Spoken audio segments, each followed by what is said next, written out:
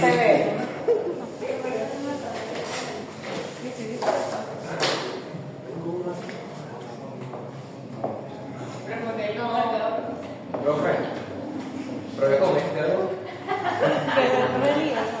Ese acrónimo, si ustedes se lo aprenden, ya lo entra pérdida de electrones en hidróxido. Y además, pero bueno, para todo el proceso. ¿Sí? Se genera el gas, precisamente como parte de una oxidación. Entonces,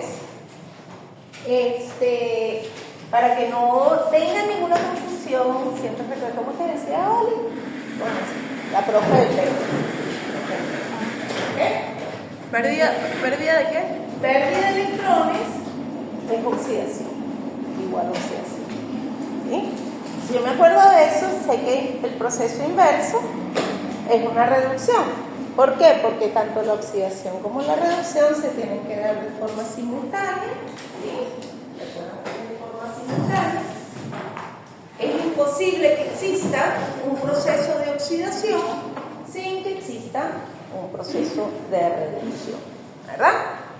Entonces, de eso vamos a hablar un poquito y desempolvar todo lo que es esa teoría, ¿verdad? Que vieron ustedes en Química 1.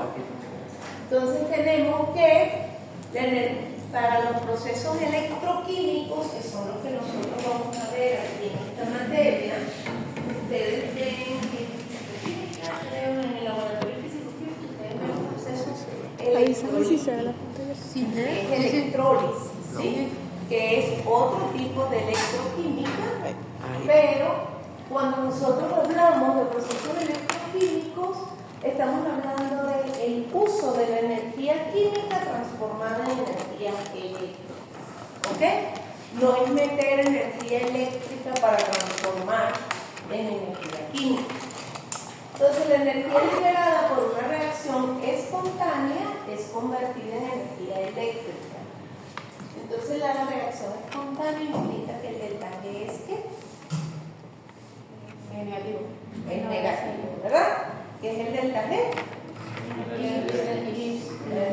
El cambio de la energía libre de Gibbs. Ok. Entonces, la energía eléctrica es utilizada para realizar una reacción no espontánea. Cuando eso ocurre, entonces es lo que llamamos nosotros electrólisis. Aquí tenemos una reacción muy sencilla de oxidación. No solamente sé que es oxidación porque hay un oxígeno en el medio y se produce un óxido, sino porque hay el proceso redox. ¿Sí? El magnesio, que está en estado de oxidación 0, pasa de estado de oxidación 0 a estado de oxidación 2. Pero como necesito en esta fórmula, necesito un solo oxígeno, entonces, y el oxígeno es diatómico, entonces mi ecuación balanceada es que dos magnesios pierden un electrón dos electrones cada uno y dos oxígenos ganan dos electrones cada uno para generar mi reacción redox. Recordemos entonces que quien pierde los electrones se llama agente reductor, y el que gana los electrones se llama agente oxidante. ¿Sí? Entonces, cuando se habla de agente se intercambia el nombre porque el proceso es inverso. Sí, es el que genera el otro proceso. Ok. Pura telarañita. ¿Sí? Todo esto lo saben ustedes, no hay nada nuevo bajo el sol. El número de oxidación formal, que es lo que nosotros utilizamos para calcular la carga de un sistema, es suponiendo que los electrones son transferidos totalmente, cosa que sabemos que en realidad no ocurre fehacientemente, pero es un modelo, es el modelo en que se basa toda la química que nosotros conocemos.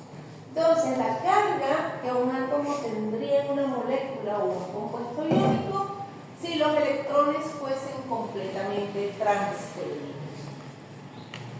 ya allí, en esa definición, les está dando a entender un supuesto supositorio, eso de que los electrones son completamente transferidos, ¿ok?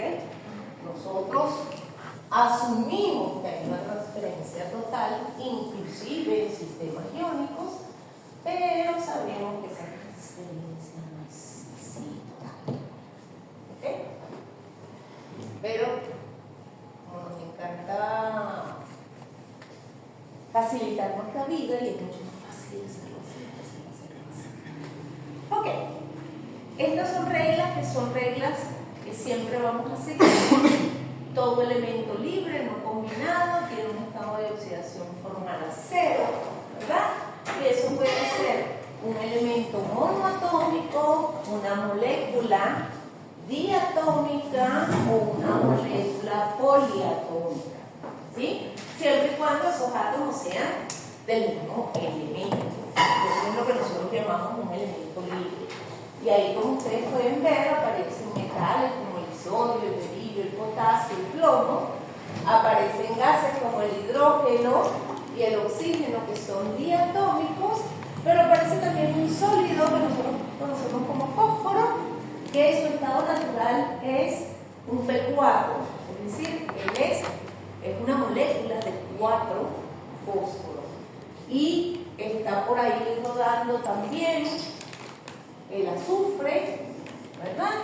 ¿Alguien sabe cómo va por el mundo la molécula de azufre? La molécula de azufre, que deben haber visto en química 1, es un S8. Entonces, todos esos elementos, porque son elementos puros, tienen un estado de oxidación cero, ¿ok? Independientemente de cuántos átomos del mismo tipo estén en esa molécula, ¿sí? Y en el caso de los iones monoatómicos, el estado de oxidación formal es igual a la carga del ion, y eso va determinado por lo general por el grupo donde se encuentran esos elementos de la tabla periódica, a menos que sean elementos de transición, que son los que tienen múltiples iones, ¿sí? Cargas formales, ¿ok? Entonces, por ejemplo, ahí tenemos siempre los del grupo 1 van a tener una carga formal de 1 positivo, jamás pueden tener una carga formal de 1 negativo, ¿ok? Por lo menos el hierro puede tener carga formal hierro 2 y hierro 3. ¿Cuál es la más estable? Ya a esta altura del partido deben saber cuál es la más estable. El óxido, ese rojo que nos fastidia. 3, sí, sin miedo, 3, ¿sí? El inestable es el hierro 2 y nosotros, es decir, siempre se transforma en hierro 3. Para mantenerlo en hierro 2 hay que hacer muchas condiciones químicas para que ese no se oxide el hierro 3. ¿Ok? El oxígeno es muy particular, porque el oxígeno, cuando es O2, entonces él tiene carga menos 2. Esa es su carga más común, más no es la única carga que él tiene, ¿sí? ¿Cuáles son las otras dos cargas del oxígeno que ustedes pueden conocer? Cuando es un peróxido, ¿verdad? Entonces, si yo les escribo aquí el peróxido de hidrógeno, ¿cuál es la carga de cada átomo de oxígeno allí? Menos 1. Entonces esto es menos 1 por 2, es menos 2 y aquí tengo 2 positivos, ¿verdad? Y por eso llamamos peróxido. Pero hay otro que se llama superóxido, ¿sí? Y los superóxidos son solamente con el grupo 1 y tienen este tipo de fórmula, ¿sí? Y entonces, a ver, un peróxido es así, NaO2. Ajá. ¿Cuál es la carga allí?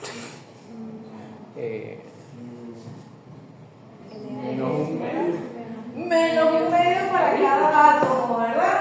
Porque esa molécula de O2 tiene una sola carga negativa, la molécula de O2 del superóxido, y ¿qué ocurre? Que la cuenta te da que es un medio de electrón para cada uno.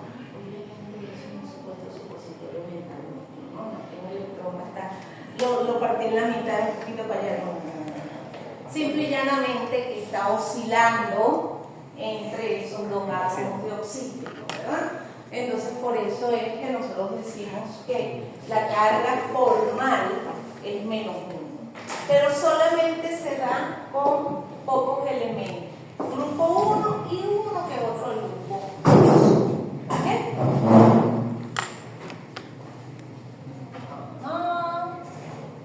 El estado de oxidación formal del hidrógeno es más 1, excepto cuando está unido a un metal fuerte, un metal con un grupo 1. Entonces, en ese caso, se convierte en un hidruro, ¿verdad? Y entonces la carga del hidrógeno es negativa, ¿ok? Entonces, en esos casos tenemos que estar pendientes. Los hidruros de los metales del grupo 1 y del grupo 2 son negativos, ¿sí? Por eso dice el estado de oxidación formal del hidrógeno es 1 más, excepto cuando está unido a un metal binario. En este caso, su estado de oxidación formal es menos 1. Esto puede ser inclusive el hidruro de calcio. ¿Ok? Ya después para abajo, después del calcio, no se forman más hidruros, solamente se forman hidruros de magnesio, calcio. ¿Ok? Potasio no. Magnesio y calcio. El berilio forma hidruros pero covalentes. Magnesio forma hidruros iónicos y el calcio forma hidruros iónicos. Después de eso no hay más hidruros en el grupo 2. Todos los hidruros son del grupo 1 y esos 3 del grupo 2. ¿Ok? Pero bueno, son excepciones a la regla que tenemos que siempre tomar en cuenta por si acaso nos encontramos en nuestro camino. ¿Ok?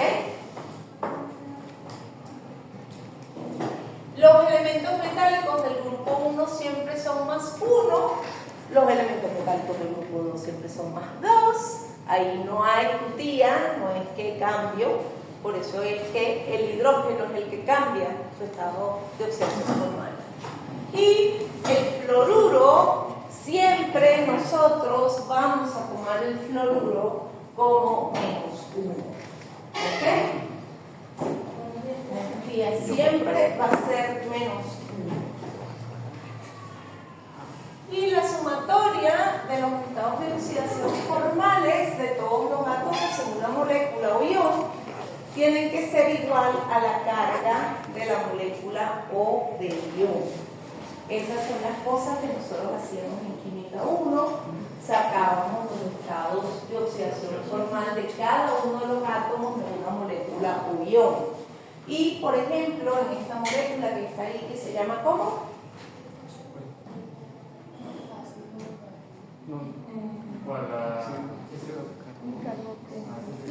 Sí, ácido carbónico. Es un ion. ¿Cómo se llama ese ion?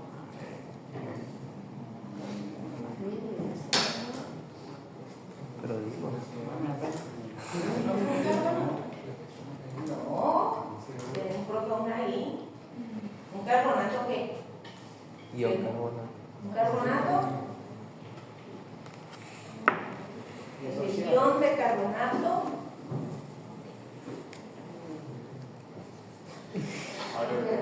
¿Qué hace ese protón ahí?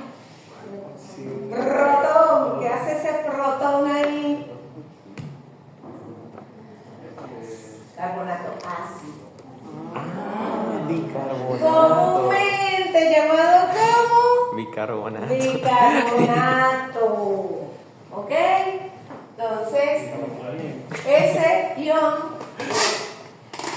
su nomenclatura común es bicarbonato, y todos lo reconocemos como bicarbonato, su nombre IUPAC es bicarbonato, es un carbonato ácido, ion de carbonato ácido.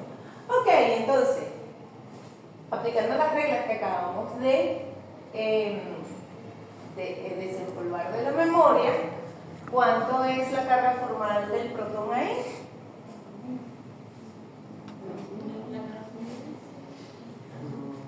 Ajá, se las estoy diciendo cuando hablo. Protón, ¿qué es un protón? Una carga positiva, ¿verdad? Es decir, cuando nosotros hablamos de protones, estamos hablando de que si estamos en un sistema acuoso, hay un ácido medio. Por eso que se llama ácido. ¿Sí? Ese protón. Entonces, ¿cuál es la carga de ese protón? Ya lo acabamos de decir. Positivo. Uno positivo. ¿Y cómo saco la carga del carbón? Restante. Por diferencia, ¿verdad? Entonces, para yo sacar la carga del carbón, como yo sé que este señor, como está con un grupo 1 o un grupo 2, tiene que ser estado de oxidación menos 2, ¿verdad? Ajá. Ok, entonces este es menos 2 y este le pongo X, entonces digo que 1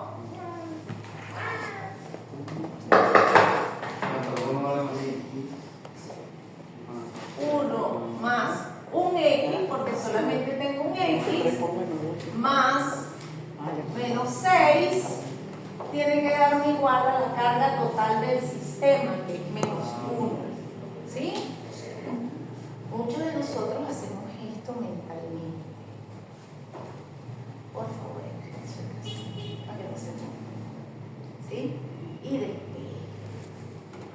¿Ok? Se los digo por experiencia de que pasan estudiantes. Y si ustedes de repente se caen en esas cargas formales, después de ahí para abajo todo lo demás está mal.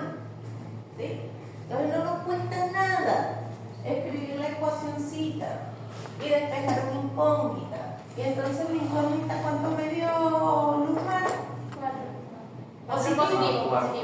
Positivo, ¿verdad? Entonces esa es la carga de este señor. El carbono, que no me debe en ningún momento asombrar, porque el carbono pertenece a qué grupo de la tabla periódica, al grupo 4 o al grupo 14 si lo vemos con sus 18 electrones, pero como está en el bloque P, 4, ¿verdad? Entonces que tenga 4 positivos no tiene ningún problema. Entonces, ¿estamos? Pura telaraña, ¿ok? No hay nada nuevo bajo el sol. Todo eso está aquí. Y ahora nos vamos a la otra telaraña que siempre tiene un poquito más de telaraña que nosotros, que es el método del ion. Cuando nosotros trabajamos con electroquímica, siempre vamos a trabajar con electroquímica en solución o en estado fundido. ¿Por qué? Porque necesitamos iones, ¿sí? Eso es indispensable. La única forma que fluyan los iones o en el estado fundido o en una solución iónica, ¿no? Que puede ser una solución acuosa. Ok, entonces vamos a recordar cómo hacemos un balanceo redox utilizando el método del ion electrón. Se los voy a dejar así, para que ustedes lo hagan en menos de 5 minutos que tengo que ir. Vamos a ver. Oxidación del hierro 2 a hierro 3 por dicromato en una solución ácida. Es decir, ya me están diciendo que el medio es ácido. ¿Ok? Me están diciendo quién se oxida, ¿verdad? Lo cual implica que la otra especie, que es Reduce. Ok. Entonces yo sé que si voy a pasar hierro 2 a hierro 3, ¿verdad? Y él se oxidó, ¿perdió o ganó electrones? Perdió. Perdió, ¿verdad? Esa es la del P. Perdió electrones. ¿Cuántos perdió? Uno solito. Ok, saquen su cuenta entonces. Ya tienen esa semi-reacción. Yo lo estoy haciendo, ya va. Ahí no hay problema. En esa semireacción no hay rollo. El rollo es que la otra semireacción. Y para que se acuerde, el cromo, el metal cromo, es un metal de transición que pertenece al grupo 6 de la tabla periódica. Pero entre los metales de transición. ¿Ok? Entonces, ya con esa información,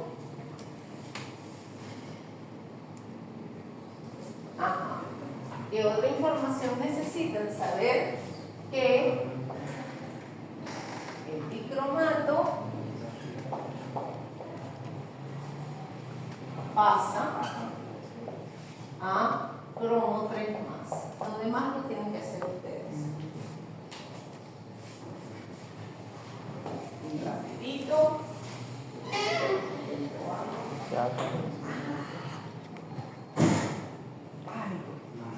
Pánico.